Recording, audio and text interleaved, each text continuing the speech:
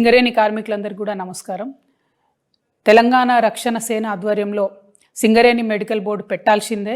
ఏదైతే డిపెండెంట్ ఉద్యోగాలు ఇవ్వాలనో పెండింగ్ ఉన్నాయి, దాదాపుగా 2000 మంది వారి కార్మికులు రిటైర్ అయ్యబోయేటటువంటి వాళ్ళందరూ కూడా ఆవేదనకు గురవుతున్నారు, మనోవేదనకు గురవుతున్నారు అని రక్షణ సేన హెచ్ఎంఎస్ డిమాండ్ చేయడం జరిగింది. మరి మీరు పెట్టకపోతే గాంధేయ మార్గంలో ఖచ్చితంగా నిరాహార దీక్ష చేస్తామని కూడా ప్రభుత్వాన్ని మేము హెచ్చరించడం జరిగింది. మరి ఆ హెచ్చరికతో కథలొచ్చినటువంటి ప్రభుత్వం అట్టహాసంగా మెడికల్ బోర్డు పెడతామని చెప్పి ప్రకటన చేయడం జరిగింది. నిన్న మెడికల్ బోర్డు కండక్ట్ చేసిండ్రు, పిలిచింది 120 మందిని. అందులో 28 మందికి కనీసం పిలిచినట్టు ఇన్ఫర్మేషన్ కూడా లేదు.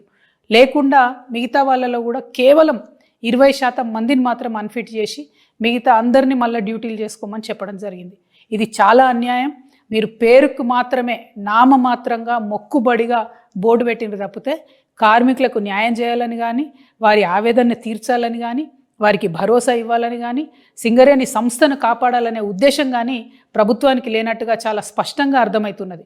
నేను ఒకటే డిమాండ్ చేస్తూ ఉన్నా, ముఖ్యమంత్రి గారిని, ఉప ముఖ్యమంత్రి గారిని, మీరు సింగరేణి కాంట్రాక్టర్ల నుంచి వచ్చేటటువంటి కమిషన్ల కోసం కక్కుర్తిపడి సంస్థలో ఉన్నటువంటి ఉద్యోగాలని తొలగించాలని చూస్తున్నారు తప్పితే కార్మికులకు న్యాయం చేసేటటువంటి ఉద్దేశం మీకు లేదని అర్థమవుతా ఉన్నది. మీరు పాలసీ డెసిషన్ తీసుకోండి. ఎవరెవరు అన్ఫిట్ అని అప్లై చేసుకుంటారో వాళ్ళందరినీ అన్ఫిట్ చేయండి. అంతకుముందు ఉన్నటువంటి పథకం ఎట్లుందో దాన్ని నీరుగార్చకుండా ఖచ్చితంగా మీరు కొనసాగించాలని నేను డిమాండ్ చేస్తూ ఉన్నాను. ఇంకొక మాట నిజంగా కూడా ఆలోచన చేసుకోవాలి. కాంగ్రెస్ పార్టీలో ఉన్న కోల్ బెల్ట్ ఎమ్మెల్యేలందరూ కూడా సిగ్గుతో తలవంచుకోవాల్సినటువంటి సందర్భం.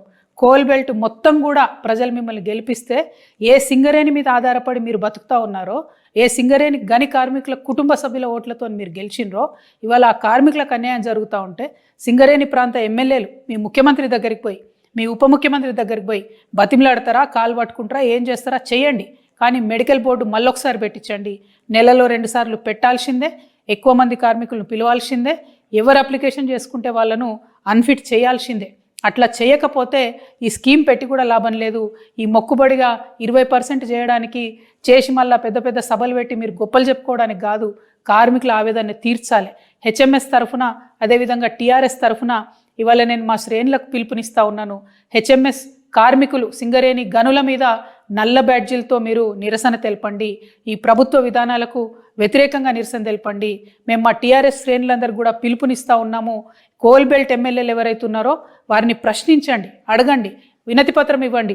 మీరు గెలిచిందే సింగరేణి ఓట్లతోని ఎందుకు మీరు మెడికల్ బోర్డు పెడతలేరని చెప్పి అడగండి. పెట్టినటువంటి మెడికల్ బోర్డు ఎవరి కోసం పెట్టిన అనే విషయాన్ని కూడా అడగండి.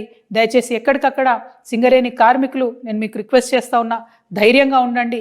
మీకోసం కొట్లాడడానికి ఇవాళ తెలంగాణ రక్షణ సేన ఉన్నది. ఈ యొక్క ఒత్తిడిని ప్రభుత్వం మీద మేము పెంచుతాం, ప్రజాస్వామ్యయుతంగా కొట్లాడతాం, మీ యొక్క హక్కును సాధిస్తాం. జై తెలంగాణ, జై సింగరేణి.